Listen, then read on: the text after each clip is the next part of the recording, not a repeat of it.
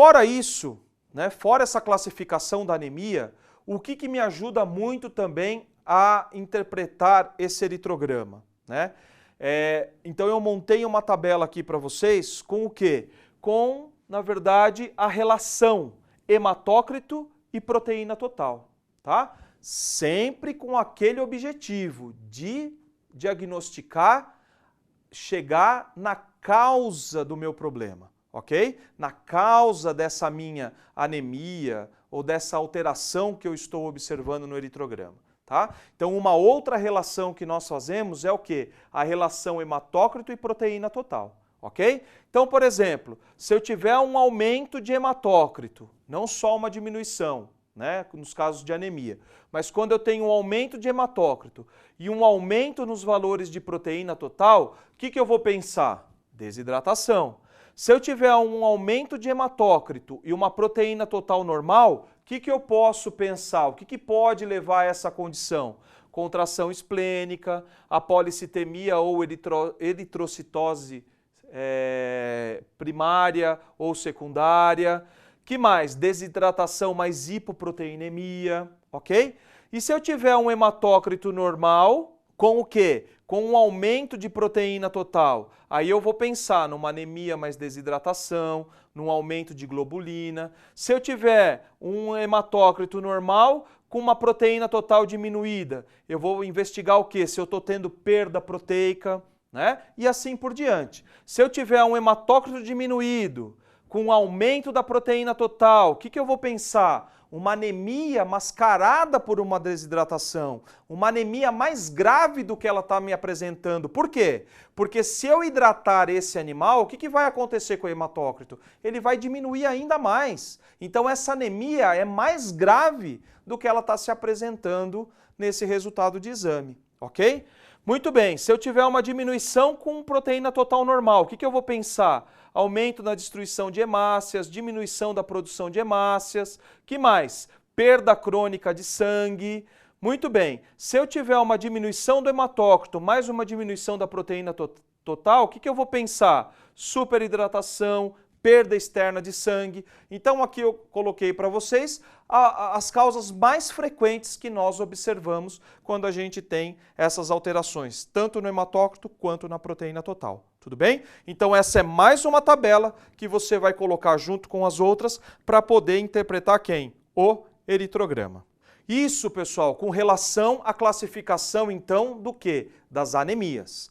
Agora, eu posso pegar um resultado de eritrograma, em vez do meu hematócrito, hemoglobina e hemácia, e valor de hemácias estarem normais, eles podem estar o quê? Eles podem estar aumentados, tá? Então, quando eles estiverem aumentados, eu vou chamar isso de policitemia ou eritrocitose, ok? E como que nós vamos interpretar, então, esse aumento de hemácias, de hemoglobina e de hematócrito? Então, eu vou classificar primeiro como o quê? Como uma policitemia ou uma eritrocitose absoluta, tá? O que é, na verdade, uma eritrocitose absoluta? É quando realmente eu tenho aumento de produção das hemácias. Tudo bem? Quando, na verdade, o que aconteceu? Aconteceu o seguinte, a minha medula óssea produziu mais hemácias. Isso que é eritrocitose ou policitemia absoluta, ok? Então, realmente eu tenho o quê? Aumento de produção de hemácias. E essa policitemia absoluta, ela vai ser dividida ainda. Ela vai ser dividida em primária e ela vai ser dividida em secundária. Primária é uma alteração que nós conhecemos como policitemia vera. É um distúrbio da medula óssea que ela libera o quê? Que ela começa a produzir muitas hemácias. E a gente tem que fazer um tratamento quimioterápico, algumas vezes fazer a flebotomia para poder conseguir controlar essa produção exagerada. Tá? Então essa é o quê? A policitemia vera é um distúrbio da medula óssea que produz um excesso de eritrócitos. Muito bem. E a secundária? A secundária, ela pode ter algumas causas, né? Por exemplo, por que o pessoal que joga futebol, quando eles vão jogar em altas altitudes, eles vão um tempo antes, né? Vão 4, 5 dias, uma semana antes. Justamente por quê? Por causa do ar ser mais rarefeito em altas altitudes. Então, o que acontece? Os jogadores chegam nessa região e eles têm um tempo para quê? Para se acostumar. O que seria esse se acostumar? Na verdade, ele vai chegar numa região onde tem uma concentração de ar menor, né, de oxigênio menor no ar. Então, o que vai gerar no organismo? Uma hipóxia.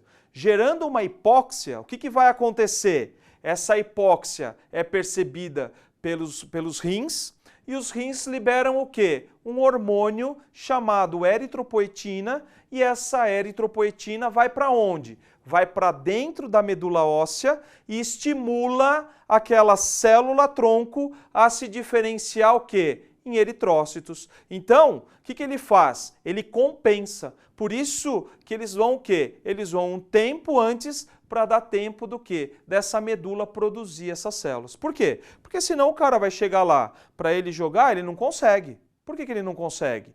Ou ele não vai ter a eficiência que ele teria numa condição onde o ar tem mais oxigênio. Porque ele tem o quê? Ele vai precisar de mais hemácias para o quê? Para fazer essa troca gasosa, tá? E compensar esse ar que tem menos oxigênio. Tudo bem?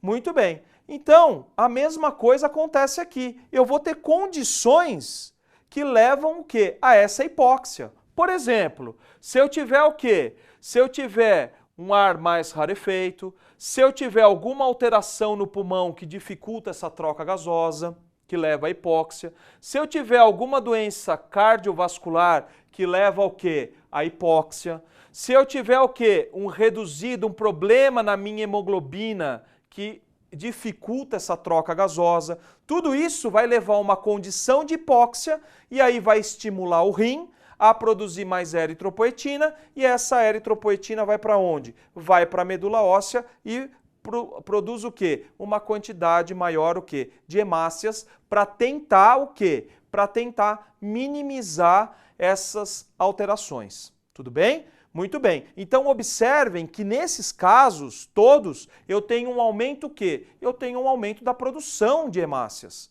Né? Então a minha medula óssea, ela está o quê? Ela está ativa, ela está liberando células para onde? Para a circulação. Por isso que eu vou ter um aumento do número de hemácias, um aumento da hemoglobina e um aumento do quê? Do meu hematócrito. Tudo bem? Muito bem. E essa secundária, ela também pode ser subdividida.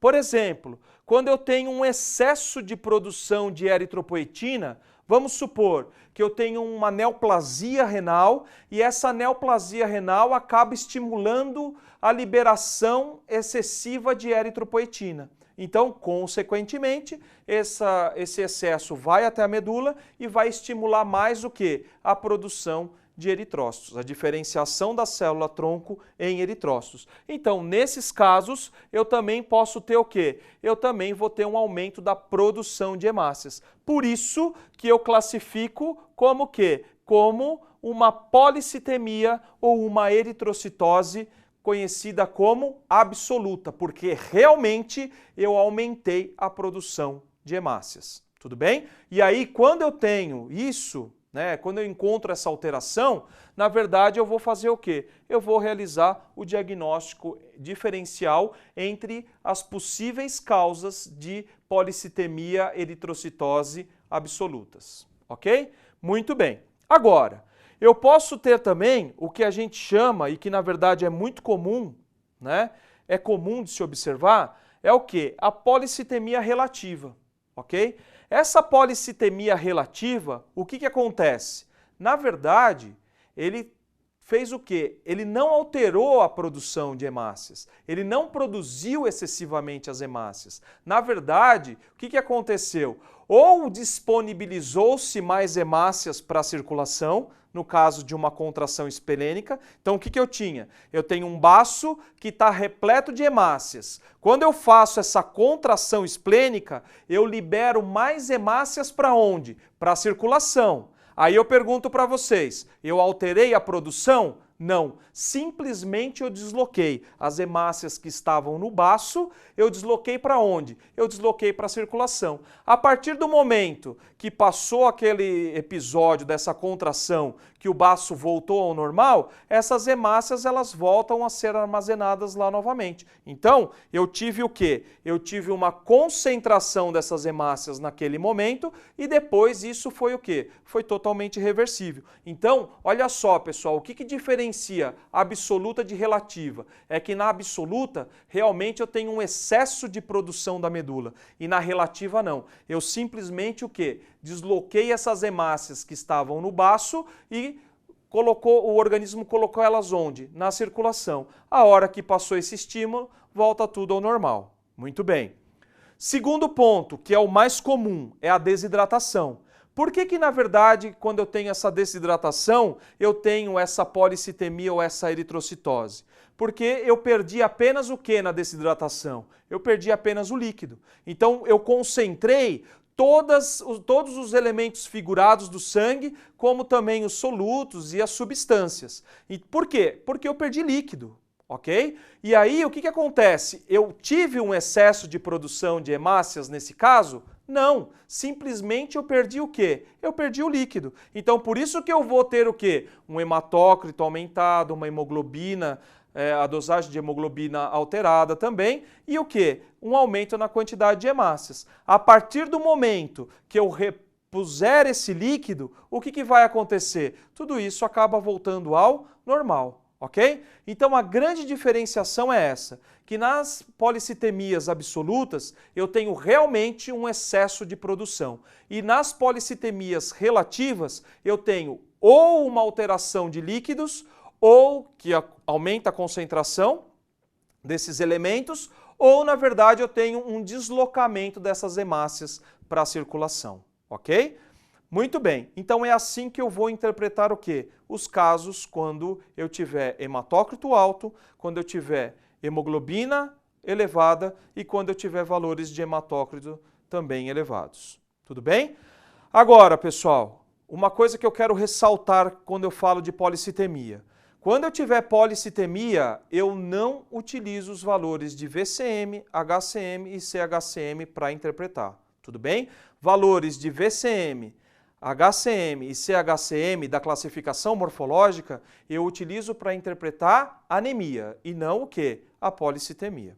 Já com esse conhecimento, vamos treinar um pouco com os casos, ok? Vamos voltar àquele caso inicial que a gente começou a ver e depois a gente discutiu um pouco essa parte teórica e agora a gente vai voltar novamente para quê? Para a interpretação desse eritrograma, tudo bem? Então eu tinha um cão fêmea pastor alemão, 9 anos, e o proprietário afirma que o animal o quê? Não está se alimentando há 7 dias, urina várias vezes ao dia e apresenta o quê? Odor fétido onde? Na boca. E quando ele foi realizar o exame físico, o que ele observou? Mucosas pálidas, presença do quê? Presença de cálculos dentários e massa, né, um aumento de volume em quê? Em abdômen. E o que ele observou então nesse eritrograma? Olha só, como que a gente faz? Vamos no passo a passo, ok? Eu tenho número de hemácias diminuído, hemoglobina diminuída e o hematócrito que? Diminuído também, ok? Muito bem. Como que eu sei que está diminuindo? Só confrontando com os valores do quê? Com os valores de referência. Então, se eu tenho uma diminuição de hematócrito, uma diminuição de hemoglobina e uma diminuição o quê? Do número de hemácias, o que acontece? Eu tenho aí o que eu chamo de uma anemia. Muito bem. Quando a gente tem uma anemia, nós precisamos realizar o quê? 2 classificações. A classificação morfológica e a classificação quanto à regeneração, se é uma anemia regenerativa ou arregenerativa. Muito bem, para isso eu preciso da contagem relativa de reticulócitos e do quê? calcular o número absoluto de reticulócitos ou o quê? Ou a contagem corrigida de reticulócitos para eu poder realmente definir se é uma anemia regenerativa ou arregenerativa, com o objetivo de identificar o quê? A causa, tá? desse processo.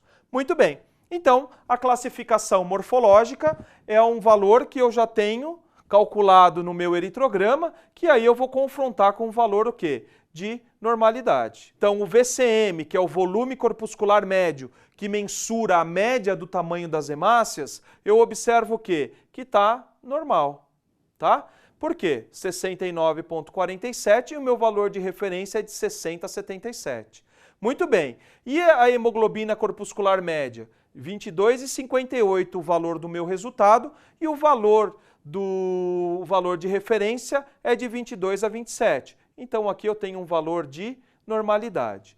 E o CHCM, com concentração de hemoglobina corpuscular média, deu 32,5, o valor meu de normalidade é de 31 a 36. Então aqui eu tenho o quê? Eu tenho um quadro de normalidade da concentração de hemoglobina. Muito bem. Como que eu vou classificar morfologicamente essa anemia? Então, é uma anemia, como a média do tamanho das hemácias está normal, eu vou classificar como normocítica. E o HCM, o CHCM, que mensura a quantidade, a concentração de hemoglobina, também deram valores de normalidade, eu vou classificar essa anemia como o quê? Como normocítica, normocrômica, ok? Então, ó, o que eu posso retirar disso daí? Que informações? Então eu já consigo pensar o seguinte, uma anemia normocítica normocrômica que está com a média, estou trabalhando com a média, que está com uma média de tamanho de hemácias normais e que está com a coloração de hemácias normais, isso me sugere que eu não estou tendo regeneração dessa minha medula óssea. Tudo bem? Porque ela está o quê? Normocítica normocrômica. Mas agora o que eu preciso extrair de conhecimento aí também? O seguinte, saber que a média, ela pode me fazer o quê? Ela pode me falsear algum resultado. Por quê? Porque lembrando que eu posso ter hemácias de tamanhos pequenos e hemácias de tamanho o quê? Maiores, que me indicam que uma célula mais jovem. Tudo bem? Então, o que eu vou fazer? Então, por enquanto, eu tenho uma indicação de que seja uma anemia o quê? Arregenerativa, sem resposta da medula óssea. Vamos ver o que mais que eu tenho nesses valores. O valor de proteína total, que eu tenho o quê? Uma hiperproteinemia. O que significa essa hiperproteinemia? Né? Olha só, o valor de normalidade é de 5,5 a 7,7, o valor de normalidade deste laboratório, né, de referência deste laboratório, e que na verdade eu tenho aqui o quê? Eu tenho uma hiperproteinemia, ok? Muito bem. Então o que eu posso fazer aqui? Fazer aquela relação, né, do quê? Da classificação do hematócrito com o quê? Com a relação da proteína total. Ok? Então eu posso voltar na tabela de relação hematócrito e proteína total e observar. Então o que é um hematócrito diminuído com uma proteína total o quê? Aumentada. O que eu posso pensar? Uma anemia mascarada por uma desidratação. Ok? Muito bem. E o que me ajuda? Me ajuda aqui, ó, né? A história desse animal, olha a anamnese, é um animal que não está se alimentando bem há 7 dias. Então, esse animal também pode estar o quê? Pode estar não ingerindo o quê? Uma quantidade de água suficiente, ok? Então, eu posso ter uma anemia aqui mais grave do que ela está se apresentando, porque ela está sendo mascarada por uma desidratação. Então, como eu perdi líquido, o que está acontecendo aqui? Ela acabou o quê? Acabou concentrando os elementos figurados de quem? Desse sangue. Tudo bem? Quando eu hidratar esse animal, eu posso ter o quê? Eu posso ter uma anemia mais grave. Ok? Muito bem. Plaquetas normais, né? E agora nós vamos nas observações, que são o quê? Que são extremamente importantes. O que o laboratorista viu na lâmina nessa amostra? Ele viu que tinha uma discreta anisocitose. Lembrando, o que é anisocitose? É diferença do tamanho das hemácias. Então tem o quê? Tem uma discreta diferença do tamanho das hemácias. E as plaquetas estavam normais em quantidade e morfologia. Muito bem. Qual que é a pergunta agora? E para a gente classificar essa anemia, se realmente ela é regenerativa ou não? Nesse caso, eu não tenho o quê? Eu não tenho a contagem relativa de reticulócitos. Então, não tem como eu afirmar se ela é regenerativa ou não. Eu vou ficar apenas com o quê? Com a minha suspeita, que é o quê? Pela indicação da classificação morfológica. Por quê? Porque nesse caso, como o hematócrito não era tão acentuadamente baixo, o que acontece? O clínico não solicitou a contagem de reticulócitos. Então, eu vou ficar apenas, eu posso o quê? Eu posso sugerir que nesse caso eu tenho uma anemia arregenerativa, mas eu não posso afirmar com certeza. Por quê? Porque me falta a contagem de reticulócitos, ok? Muito bem. Então, olha só quantas informações a gente consegue retirar desse eritrograma. E tudo isso objetivando o quê? Objetivando chegar numa causa, né, dessa alteração, dessa anemia. Ok? Muito bem. O que a gente pode fazer então para complementar? Eu posso voltar na tabela de classificação quanto ao quê? A classificação morfológica dessa anemia e posso ver quais são as possíveis causas de uma anemia o quê? Normocítica normocrômica, tá? Então eu posso ter o quê? Uma doença infecciosa crônica, eu posso ter uma nefrite, eu posso ter uma hemorragia sem resposta, eu posso ter uma leucemia, eu posso ter o quê? Uma anemia hipoplástica por antibiótico, por fármaco, por radiação, ou eu posso ter o quê? Uma intoxicação. Então, esse quadro de anemia normocítica normocrômica pode o quê? Pode ser por causa de alguma dessas alterações. E é isso que eu vou buscar o quê? Nesse meu paciente, nesse meu caso. Ok? Muito bem. Então, vamos ver se tem mais alguma alteração que nos ajuda o quê? Que nos ajuda a identificar a causa dessas alterações.